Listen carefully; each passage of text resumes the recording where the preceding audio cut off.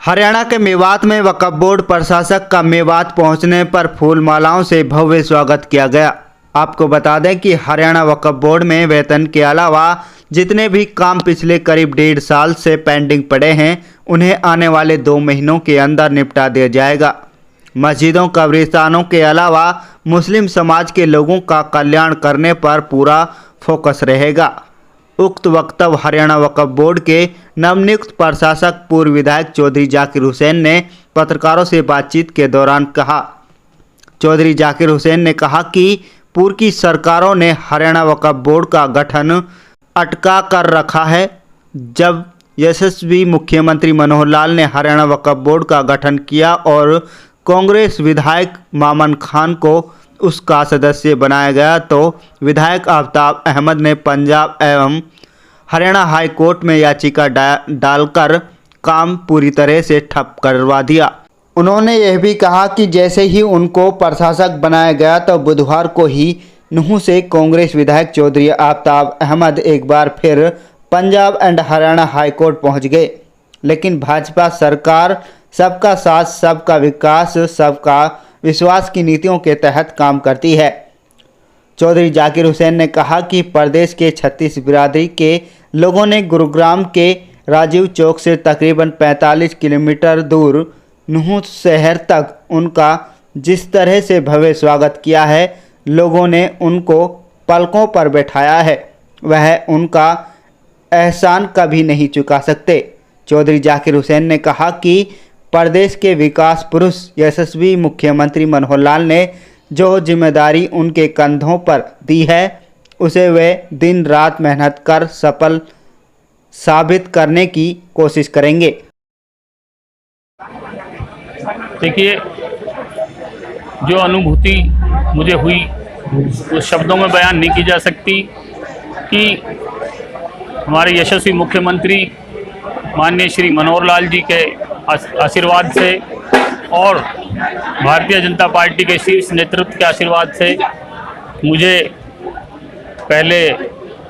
Minority मोर्चा का राष्ट्रीय उपाध्यक्ष नियुक्त किया गया और अब इतनी बड़ी जिम्मेदारी एडमिनिस्ट्रेटर हरियाणा वक्फ बोर्ड की जो माननीय मुख्यमंत्री जी ने दी है, उससे लोगों में इतना उत्साह है, लोगों में इतना प्यार है कि मैं जितना भी धन्यवाद माननीय मुख्यमंत्री जी का, भारतीय जनता पार्टी के लीडरशिप का मैं करूं उतना कम है। और मेवात की 36 बिरादरी के साथ साथ सभी प्रदेश के भारतीय जनता पार्टी के नेताओं का, गुड़गांव के हमारे भारतीय जनता पार्टी के नेताओं का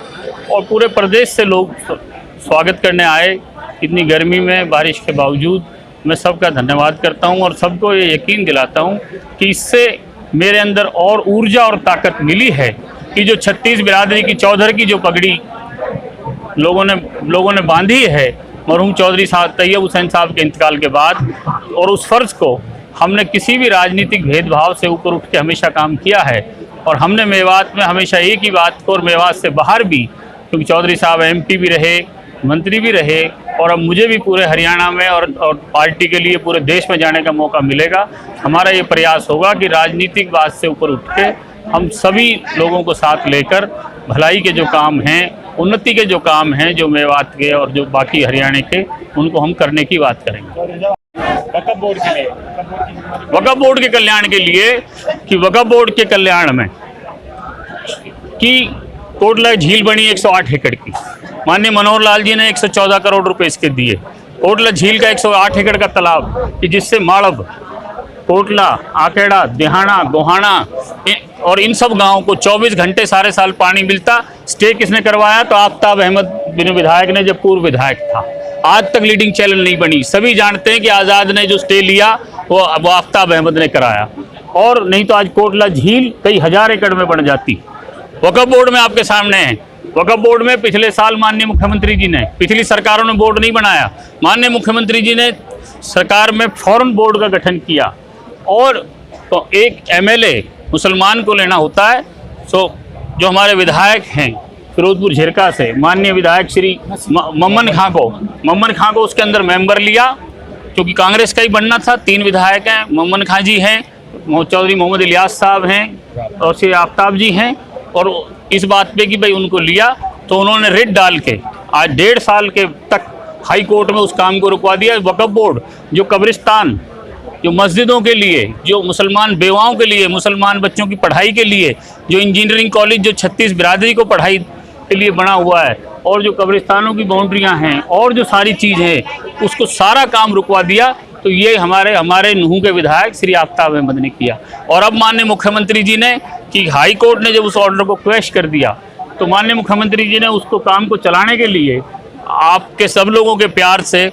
36 बिरादरी के प्यार से, मेवात के सभी हमारे भारतीय जनता पार्टी के नेताओं के आशीर्वाद से तो मुझे एडमिनिस्ट्रेटर लगाया कि भाई आप इस काम को संभालें, कि आपके वालिद साहब इसको 14 साल वक्फ बोर्ड के पंजाब वक्फ बोर्ड के चेयरमैन रहे थे और उन्होंने ही इसको इकट्ठा करके चलाने की बात की थी। तो अब भी आफ्ताब अहमद ने कल हाई कोर्ट में फिर रेट डाल दी। तो ये लोग यहाँ कुछ कहते हैं, उधर कुछ कहते हैं, मुख्यमंत्री जी के सामने कुछ कहते हैं, आपके सामने, कि ये हमारी सभा, आज मेवात की सभा जहाँ पूरी मेवात आज टूट के राजीव चौक तक पहुँची हुई है, आज भी उन्होंने इस बात को उलझाने के लिए किया कि कल रात को 8-9 बजे के बाद कि हम इसका प्रदर्शन करेंगे। यहाँ किसानों के लिए प्रदर्शन तो एक सोनेडा में कर रखा है 20 आदमी बिठाकर, और आज क्योंकि भारतीय जनता पार्टी से टकराव लेने के लिए जिस तरह करनाल में चाहा, आज यहाँ रात को एक व्हाट्सएप डाल के जिस तरह वेंटिलेटर में झगड़ा करवाने की बात की थी,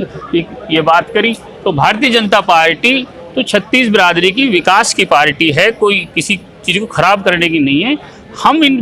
दिक्कतों के बावजूद इंशाअल्लाह आप सबके सहयोग से, खासतौर पे प्रेस के सहयोग से और माननीय मुख्यमंत्री जी के आशीर्वाद से, हम जितने भी मामला जो वक्फ बोर्ड के उलझे हुए हैं, चाहे वो तनख्वाहों की बात हो, चाहे वो इमामों की बात हो, चाहे मस्जिदों की ग्रांट हो, चाहे ईदगाहों की बात हो, चाहे इंजीनियरिंग कॉलेज के मसले हों, इंशाअल्लाह आप देखेंगे कि 2-1 महीने में इंशाअल्लाह उनको जल्दी ही हम लाइन पे लाके और पूरा विकास करने की बात रहेगी। देखिए कि सबका साथ, सबका विकास, पहली पारी में माननीय नरेंद्र मोदी जी ने और माननीय मनोहर लाल जी ने करके दिखाया, और इसका हाथ कंगन को आरसी क्या, पढ़े लिखे को फारसी क्या, कि मेवात इसका सबसे बड़ा उदाहरण है कि मेवात से कोई भी विधायक ना होते हुए पिछले 7 साल में जितना विकास माननीय प्रधानमंत्री जी ने जो योजनाएं बनाई हैं एस्पिरेशनल डिस्ट्रिक्ट में लेकर, और जो माननीय मुख्यमंत्री जी ने, चाहे नौकरियों की बात हो, चाहे विकास के पैसे की बात हो, हमें दूसरे ज़िलों से बराबर का नहीं, हमें दूसरे ज़िलों से ज़्यादा मिला है, क्योंकि हम पहले पिछड़े गए थे और हमें जानबूझ के पिछड़ा रखा गया था। तो आज आप देख रहे हैं कि पहले हम 4 लेन के लिए भी तरस रहे थे, जो हमारी 4 लेन यहाँ से उठा के कहीं और चली गई थी कांग्रेस शासन में। आज